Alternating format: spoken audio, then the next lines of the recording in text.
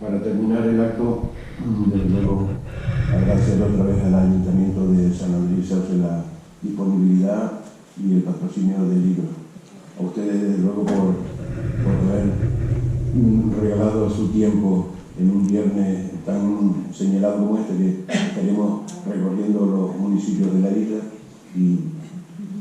Y para terminar, cedo ahora la palabra al maestro que fuera durante 20 años en San Andrés y Sauce, Tomás Díaz, actualmente profesor de Luis Coviella, comisario de la exposición, que nos hará unas breves palabritas, porque ya estoy reaccionándome de fumar. Que luego tenemos que echar en falta al alcalde y a la Consejería de Cultura, porque por normativa electoral no pueden estar sentados en la mesa. De todas maneras, muchas gracias a nivel personal y a nivel corporativo. Gracias. Luego nos invita la misma corporación municipal a que tomemos algún refresco ahí debajo en el patio. Y yo voy y salgo corriendo y a fumar.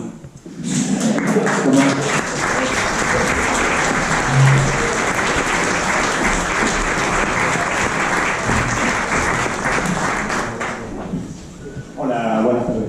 Mire, en primer lugar quería felicitar a Luis Agustín por su excelente trabajo, por la recuperación que está haciendo de un patrimonio histórico importantísimo para todos los investigadores que se dedican a estudiar toda esta época que él está rescatando, y que muchos de estos documentos corren serio peligro de desaparecer por el mal estado en el que se encuentran.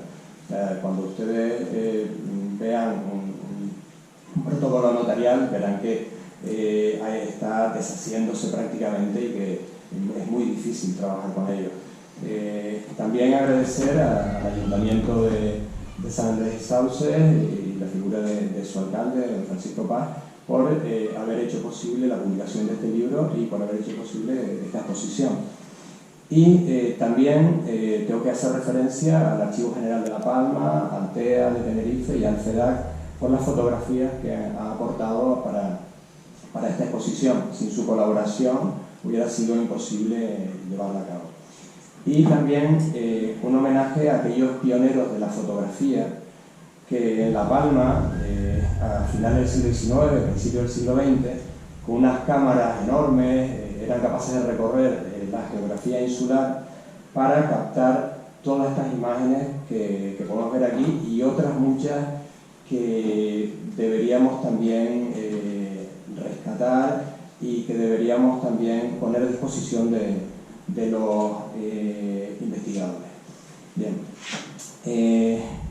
Yo voy a hablar de fotografía, y en la fotografía un elemento importantísimo es la luz. Entonces quiero empezar con el último escrito de Antonio Machado, cuando ya estaba en el exilio, finalizando la guerra civil, a punto de morir en Collioure, en el sur de Francia. Escribió estos últimos versos que dice: estos días azules y este sol de la infancia. O sea, esos días azules y ese sol de la infancia se refiere probablemente a el cielo y la luz de su Andalucía natal. ¿Qué tiene que ver esto con la exposición? Pues que uno de los factores más importantes en el tratamiento de las imágenes es rescatar la luz, porque esa luz y esos cielos de finales del siglo XIX, principios del XX, son los mismos cielos y la misma luz que tenemos hoy en día. Entonces, cuando se ha hecho el tratamiento digital de las imágenes, uno de los elementos fundamentales era que la iluminación, la luz, los cielos fueran lo más parecidos posible a los actuales, porque es un elemento intemporal, es un elemento que permanece y que va a ser igual a lo largo de todos estos años. Se han utilizado para mejorar las fotografías técnicas de inteligencia artificial, se han utilizado métodos informáticos que permiten recuperar detalles que muchas veces pasan desapercibidos y que nos van a permitir conocer mejor esta historia de la época de finales del XIX, principios del XX. ¿Por qué aparece este apéndice en un libro de protocolos de 300 años antes? O sería la pregunta que muchos de ustedes probablemente se harían. Porque en esas fotografías hay arquitecturas que ya existían en esa época. Y entonces son las fotos más antiguas que nosotros hemos podido rescatar y que podemos ver elementos arquitectónicos, elementos de nuestro patrimonio, de construcciones que ya existían a finales del siglo XVI y que tristemente algunas de ellas han desaparecido actualmente. El color que se le da a las fotos es una licencia artística. Evidentemente no conocemos los colores auténticos que había en aquella época, pero es que la fotografía, estas fotografías, aparte de ser un documento histórico, son también obras de arte. O sea, el fotógrafo es un artista. Entonces, en el mundo del arte se permiten licencias que a lo mejor estrictamente, de forma ortodoxa en historia, no se deberían permitir. Por ejemplo, Vincent Van Gogh tenía una fotografía en blanco y negro de su madre, pero él quería recordar a su madre en color. Entonces él, utilizando esa fotografía en blanco y negro, hace el retrato en color de su madre. Andy Warhol utiliza una fotografía en blanco y negro de Marilyn Monroe de la película Niágara para hacer la famosa serigrafía en color de la actriz. Son obras de arte diferentes. La fotografía en blanco y negro se respeta, sigue existiendo, y la fotografía en color es una variación sobre esa fotografía en blanco y negro. ¿Por qué se le ha añadido color a las imágenes? Es para ser más próximo al espectador, para ser más próxima esa época lejana. Nos implicamos mucho más en la imagen si la asociamos con algo que nosotros queremos imaginar. Los colores evidentemente son imaginados, pero que probablemente muchos de ellos pueden coincidir con la realidad. Y hay que recordar también que el color original no era blanco y negro. O sea, la limitación técnica que tenían los fotógrafos de la época hacían que las fotografías fueran blanco y negro, pero la realidad tenía color. Y si nosotros intentamos recuperar, rescatar cómo podía haber sido esa realidad histórica, pues el espectador probablemente va a disfrutar mucho más. Y ya les digo, es una licencia artística que pretende aproximar esa creación al público, los espectadores que la puedan ver. Aparte del tratamiento digital de las imágenes y del uso de inteligencia artificial, el último paso que se ha llevado es tratar las imágenes de forma manual, mejorando los detalles para hacer visible cosas que en la fotografía original eran prácticamente inapreciables. Y se ha trabajado sobre todo en dos aspectos. Primero, los rostros de las personas de la época. Llama la atención la dureza de las condiciones de vida que había aquí en San Andrés y Sauce a finales del 19, principios del 20, una esperanza de vida muy corta, una situación de economía de supervivencia, y todos esos rostros reflejan esas condiciones de vida extremadamente duras. Y también se le ha querido resaltar todo lo que son las arquitecturas tradicionales, muchas de ellas que han ido desapareciendo porque tuvimos la desgracia en la época del desarrollismo de los años 60 del siglo XX de que lo viejo, lo antiguo no se valoraba y se quiso sacrificar para construir nuevo.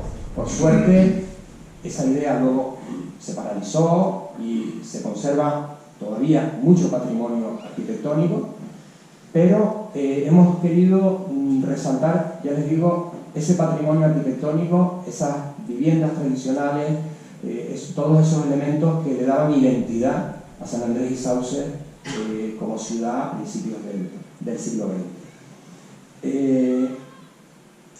Hago desde aquí un llamamiento a las autoridades para que se intente rescatar el patrimonio fotográfico que corre peligro de desaparecer. Hay personas mayores que tienen fotografías muy antiguas en su casa y que cuando fallecen esas personas mayores, los herederos no consideran que sea algo valioso a conservar y muchas veces esas fotografías terminan en la basura. Ha habido personas aquí en el municipio que hicieron labor de rescate de fotografías antiguas. Recuerdo el Logio, que hizo una gran labor de rescate de muchas fotografías antiguas, recorriendo muchas casas. Mira, tiene fotos antiguas y luego iba haciendo copias. Y esa labor de rescate es una labor muy, muy interesante y probablemente queda mucho patrimonio fotográfico todavía por rescatar. Una de las fotografías que tenemos aquí, la primera de la derecha, esa la conseguimos en una subasta en una página web. Hay páginas web de subasta, todo colección, donde se subastan fotos antiguas. Conseguimos esa fotografía, además a un precio irrisorio, y hay coleccionistas privados que ponen en subasta, en páginas web, ese tipo de fotografías. Ese material es un material que las instituciones podrían movilizarse para rescatarlo y tenerlo aquí en La Palma, porque igual que nosotros conseguimos adquirirla, la podría haber adquirido cualquier otra persona de España y no la tendríamos, que es ya les digo, la primera imagen que tenemos aquí.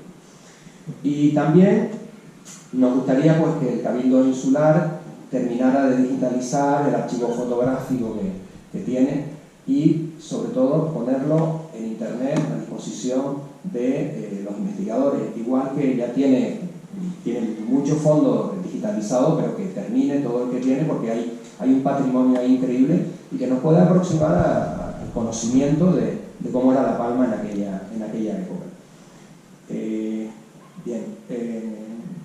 Perdón, pues estoy leyendo la chuleta. Bien. Y por último, el llamamiento a que el progreso de los pueblos, el progreso de la cultura, se hace sobre todo compartiendo. Estos archivos que están abiertos a los investigadores, ya les digo, el FEDAC, el Archivo Insular de aquí de La Palma, el TEA de Tenerife, permiten hacer obras como esta. Hay muchos archivos que todavía no se comparten. El crecimiento de la cultura, del estudio, de la historia, pues se hace compartiendo. Entonces, animar a aquellas personas que tienen archivos, que tienen documentación, que tienen material, pues que se ponga a disposición, sobre todo, de los investigadores que quieren conocerlo. Y con esto finalizo. Darles las gracias por la presencia y animarles a ver la exposición. Y de nuevo agradecer a Luis Agustín pues, que haya hecho posible todo esto.